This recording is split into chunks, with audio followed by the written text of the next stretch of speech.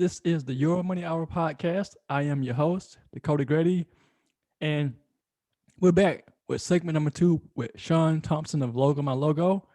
And last time we talked about association, accountability, and humbleness.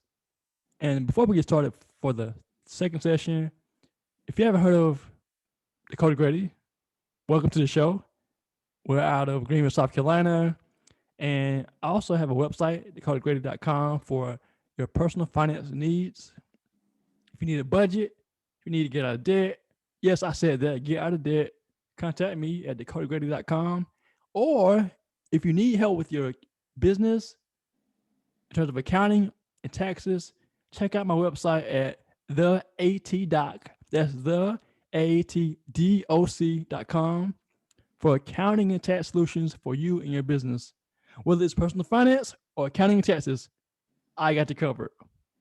So, Shawn, welcome back to the show, brother. Yes, sir. Thank you for having me again, Dakota. I appreciate it. Yes, sir. So tonight we're talking about IRD. What does that mean? Integrity, responsibility, and discipline. So let's fire it off. The first one is integrity. Talk about that in terms of the principles of leadership. Yeah, absolutely. And again, Dakota, last session we did cover several, but I believe that we could probably spend all night talking about this one, integrity. So integrity of a leader is so valuable. If you recall, we went back and looked at leadership through the eyes of the animal kingdom, which again, I believe is our greatest example. And so the integrity of a leader really talks about who a person is at their core.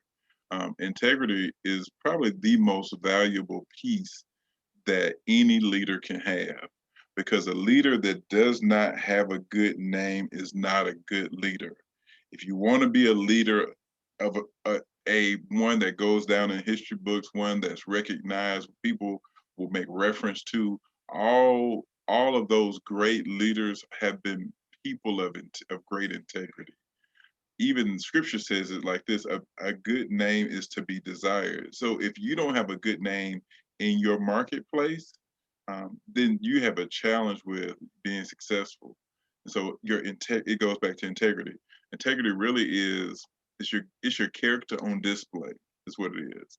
Is do you do what you say you're going to do when you say you're going to do it? Mm, That's just what truly integrity is. Yeah. mm. Go ahead. You had something? So, if someone says they're going to say take the wife out for dinner and they don't do it, that's not integrity. Or if they say that they're going to support their team members and they don't do it, lack of integrity. As a leader, how important is that? Not even being a leader, but in life in general. How important is that, Shawn? Well, and I just want to correct you. Is you everybody is a leader.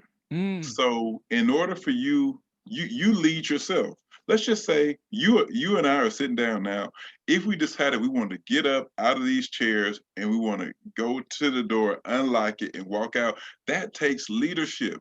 Your head has to tell the rest of your body that, hey, we're gonna bend our knees, we're gonna press up, we're gonna take one step and put it in front of the other, and we're gonna continue to do this till we get to this door. We're gonna grab this handle, squeeze it, turn it, pull it, and then we're gonna walk out. Like, all that is leadership. that's So true. the best person to practice on is yourself. And what I think the biggest challenge is if you have a tendency to lie to yourself, you'll have a tendency to lie to others. Mm, And so if you're going to be a person of great integrity, I think you have to start with you. You know the narrative about yourself. You know the truth about yourself, and you have to be totally honest with yourself at all times. There are some certain things, Dakota, that I'm not good at. If I could show you my desk, there's some organization pieces about my desk that I'm not the best at, but that's okay. But I am being truthful. But I am great with big picture. So if we're trying to accomplish a goal, if we're trying to eat an elephant, I'm great on that. I go find elephants and I come back to my team and I say, hey, this is how we're going to do this. But you alluded to something. You can do, I call it, there's faith exercises, there's also integrity exercises. And you can do little things to become more integrous, like if you say something to your spouse or wife or other or team, you got to do what it is that you said. And let me tell you, I have had challenge with this, Dakota. So I want to be a good leader in the sense to say, um, I don't have it all right all the time. I have the majority of it right most of the time. So, but with my wife, what I've gotten to the point of is, you know, I may say I'm leaving the office at 6 o'clock, and if 6:01 is here and I hadn't left the office, then I did not do what I said that I was going to do. That's So true. what I have to do now, what you do now is you frame your verbiage. So my intent, what I say to her now is my intent is to leave at 6. But what I'll make sure that I do is as soon as I get in the car, I'll call you or text you. So at that point, I've maintained integrity, but I've changed the verbiage. Remember, we talked early on about how important communication is. But your integrity, people, can somebody trust you? That's what integrity is. Again, it's your character on display. Yes. Are you an organization? Are you a person that if they say something, they can take that to the bank? Yes. So in And terms of again, responsibility, that's a major thing because people may want to put blame on things if they something doesn't go right and they say, well, it's not my fault, it's someone else's fault, it's the customer's fault. Responsibility is key to changing your life, right? I mean, whether you want to lose weight, stop smoking, whatever. Responsibility is key. Talk about that. I mean, in leadership, especially. yeah, responsible. Let me give you some thoughts because you really hit the nail on the head. As a good leader, if something goes bad, a leader assumes all the responsibility. When things go good, a leader shares all the glory, all the accolades, all. So as a good leader, you have to be okay with that. If something has gone wrong, it falls on your shoulders. You don't throw people under the bus. Um, there's this old adage, and this is worth a conversation. People always say that the customer is always right, and I disagree with that. The customer is not always right, but the customer is always a customer, and they deserve you being a person of integrity. They deserve you being a person or organization that will take the responsibility. We have fixed things 1,000 times, Dakota, where we were not wrong. So we were, if we're not wrong, somebody got to be wrong. It's the customer that was wrong, but that doesn't mean that we didn't fix it. So that adage that the customer's not right, that's is always right. That's not true. But if you're going to be responsible as an organization, there will be times that you will have to bite your tongue and grin. There'll be times that you will not like a decision that you have to make, but you have to take the responsibility. You always ask yourself, what can I do in order to keep a customer for life? Mm. And so sometimes in keeping them for life, if they're valuable to you, then you may have to bite the bullet on something. You may have to pay for something that was a mistake that they made. But again, in order for you to keep them, it might have been lack of communication between employee A and somebody on their staff. But if you want to keep that customer, again, you have to take responsibility for it. So I think leaders don't shy away from it. Leaders tackle it head on. And again, you systems. I want to talk about systems always work. If you have a system in place, the system always work. Mm-hmm. If there's ever any flaw or challenges, you go in and you tweak the system. So you make an adjustment to the system, you go back to the same system because a system always works. So it's just putting a good plan in place. So if you have a good plan for your organization, there are things that you'll avoid things falling through the crack. You will avoid not hitting the mark or not hitting the goal because you have a strong system. Once you've developed a strong system, you always go back to it. And I think that's the responsibility that leaders have to their organizations to make sure they have a strong system and all that system is a plan and you become systemic.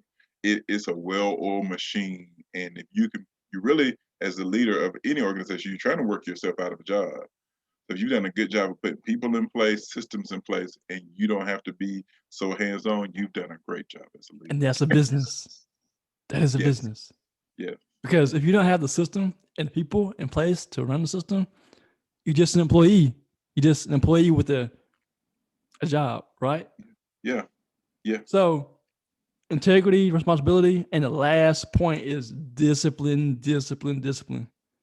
You mentioned earlier not being, I guess, having, I guess, a discipline in, say, organization, for example. As a leader, though, what disciplines does someone need to get to a leadership? Well, you mentioned all of us are leaders, but in a business, as you as a leader of your organization, what disciplines do you think someone needs to be in your role, for Yeah. example? Yeah. There's a ton. And I think di- discipline, we talked about it earlier. Discipline is kind of like faith and like integrity. You have to do discipline exercises. It's just like any exercises. If you do enough push-ups, you get a firm chest. If you do enough Mm. sit-ups, you'll get a flat stomach. If you do enough things that require you to be disciplined, you'll become more disciplined. It takes exercise. So what I want to encourage you to do is to invoke self-imposed limitations. That's what discipline is. Self-imposed, meaning I have put restrictions on myself to not do whatever it is that is going to hinder me. Sometimes, and be honest, I don't do a good job of everything. And again, I want to be extremely transparent. I don't do a good job of everything, but there are some areas when I have clicked the switch in my mind, and that's what I'm going to do. It's on. And there is no wavering. There's no conversation. There's no leading me down a different path. I am there, but it's because I'm disciplined to do that when I turn the switch on. There are times where I'm a little lax with me. And so when I'm lax with me, I venture, I veer off. I may pick up my phone. I might be on social media for a while because I have not put in systems of self-imposed discipline. So if you think about it, the older we get now, Dakota, we lack discipline. The older we are, the more we lack discipline. I'll give you a good example. When you were younger, you had your parents that say, go to bed, you got to go to school tomorrow. Now that we're older, nobody tells you to go to bed. Nobody asks you, did you drink enough water today? Nobody says, don't order that. You don't need to eat that for lunch. Did you get your vegetables? Did you get your four square? Did you got a four square meal? Like, did you eat 3 meals today? And did you have all the basic four food groups? Nobody does that, right? So, in order for you to sustain yourself, you have to invoke self discipline. To give you a good example, one time, I've done this several times in life, but once I did 15 days of fruits and veggies only. And it was really cool. And it was one of those things that I did just because I wanted to be healthier. I wanted to drop some weight. And I knew that I needed to invoke some more discipline in my life. A second time, I did 40 days of liquids only. So could you imagine? 40 days, I was so ready to eat something after the 40th day, but I made it. I did 40 days liquids only, but it's because I knew that I needed to be more disciplined. Discipline comes in about several different forms. Well, there's three I want to talk about tonight. One is the discipline in your time. Time is one of those things that we never ever get refunds on. So once we spent time or wasted time, it's forever spent, it's forever wasted. And I want to encourage you tonight to not ever, you don't waste your time and don't you let anybody else waste your time. Because again, time is one of those things that you never get back. It's said that killing time is like killing opportunity. And who wants to kill an opportunity? They're too difficult to come by already. So if you have an opportunity, you don't want to kill it. Why would you do that? But the way to avoid killing an opportunity is to be more disciplined. So that's time. The second is money. Sometimes, and Dakota, this is your wheelhouse right here. If you're not a good manager of money, then and you're not disciplined enough to say, don't spend here, cut up a credit card there, pay this bill on time, no matter what. If you don't have that discipline, then you need to invoke the help of somebody else who has that level of expertise and discipline and that accountability because they can help you. And again, I know that's your area. I'm gonna let you speak to this. Go ahead. Yes, I agree, 100%. Okay, okay, good. Because you want your money right. If you're a strong leader, you are a as a leader, you're a well-oiled machine, and you want to do as many things correct as you possibly can. And if you're a leader and your money is not right, you have not done a good job of being a leader. So your time has to be disciplined. Your money and your spending habits have to be disciplined. And then the third thing I think you get that you need to be disciplined on is power.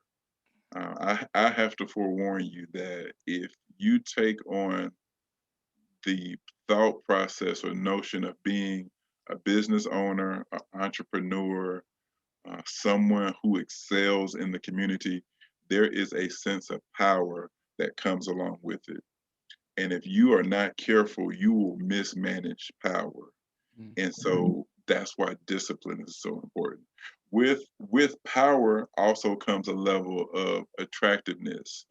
So you become, as a strong leader who is disciplined, you become attractive, and things attract themselves to you. Opportunities attract themselves, people attract themselves, goals, money attracts itself, because you have discipline is attractive, power is attractive. So good example. There's a guy, a rapper, Lil Wayne. So in my mind, Lil Wayne is not the most pleasant on the eyes, but because he has power, he has money, he has this level of fame. There are individuals that who ordinarily would have saw him out in the world would have not thought of him as attractive, but because he has those things, he's now considered to be attractive. So I want your listeners to not find it strange when people start to associate themselves with you, because you have created this level of attraction, which is why I encourage you, don't date your team members. You need to maintain a level of integrity, and you cannot mix um, personal and business. And so, yeah, your integrity is in question, and your discipline is going to be that thing to make sure you make the best decision. So having integrity, responsibility, and discipline as leader are all keys to leveling up to being a great leader, not just a good leader, but being a great leader. So Shawn, before we close, how can people find out about you and your company logo, my logo? Yeah, Logo My Logo. You can find us on the web at 2logomylogo.com. You can connect with us on Facebook or Instagram at Logo My Logo. So follow us there, connect with us there. We would love to help you. And then again, I'm on LinkedIn as Shawn Thompson. So definitely appreciate connecting with you at those different platforms. Thanks again, Shawn. And this is the Your Money Hour podcast.